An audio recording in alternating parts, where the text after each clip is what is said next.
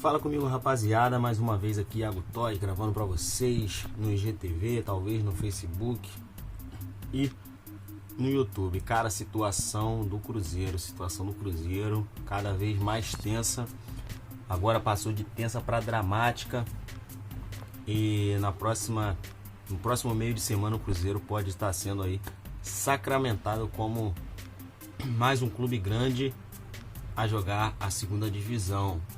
Isso porque o Ceará enfrenta o Corinthians lá no Castelão e o Cruzeiro enfrenta nada mais, nada menos que o Grêmio na Arena do Grêmio. Se o Ceará empatar contra o Corinthians, não adianta.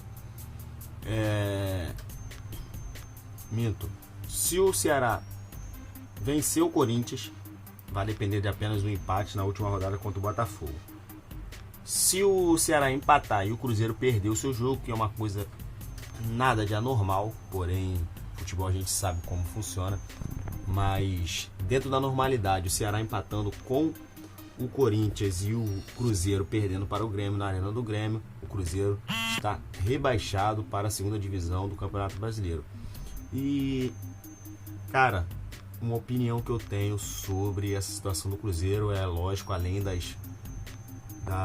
das coisas que já são muito claras, que são o quê? Falta de planejamento, principalmente financeiro, mas também a parte do futebol. O Zezé Perrella deu uma entrevista dizendo que a culpa é do Mano, porque em 18 pontos ganhou apenas um.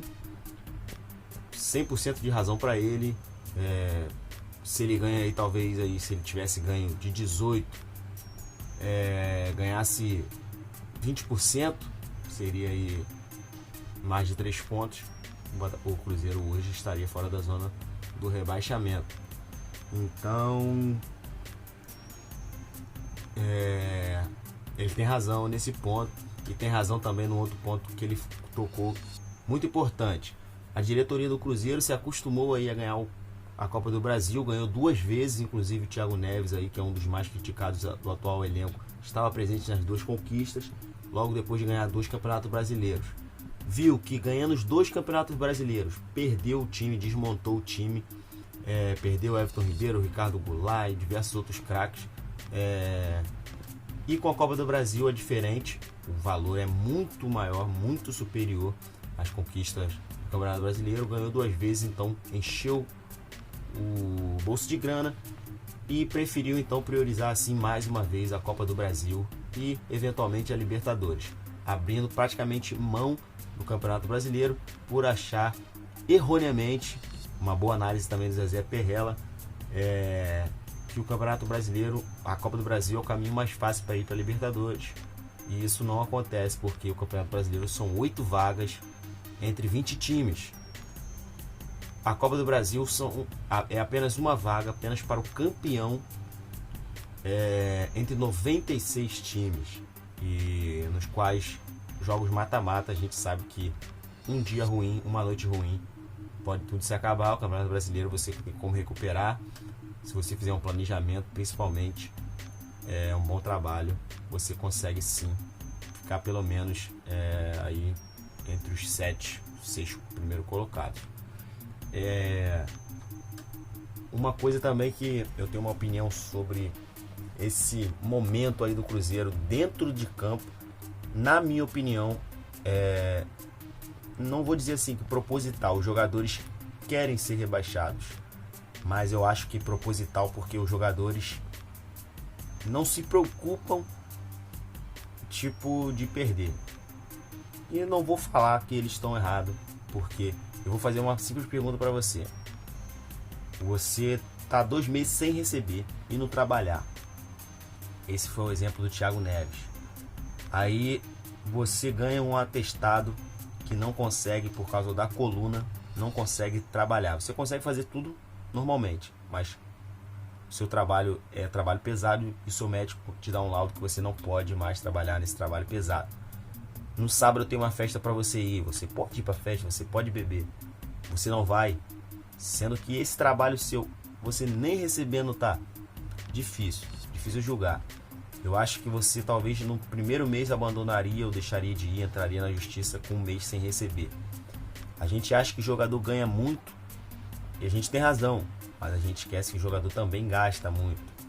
E mesmo que não gastasse, fez o contrato, falou que vai pagar 200 mil, falou que vai gastar 5 milhões, pague os 5 milhões, porque é direito do jogador. O jogador é um trabalhador, como qualquer outro, a nível profissional. Você disse que vai pagar, você fez um contrato que vai pagar. Então, se você fez um contrato, você falou que vai pagar, prometeu, firmou o contrato, assim como o jogador tem que cumprir o contrato, você tem que cumprir. Então, se você não está pagando, você está deixando de cumprir o contrato e dá direito ao jogador de querer jogar ou não. E olha que os jogadores ainda mesmo assim jogam.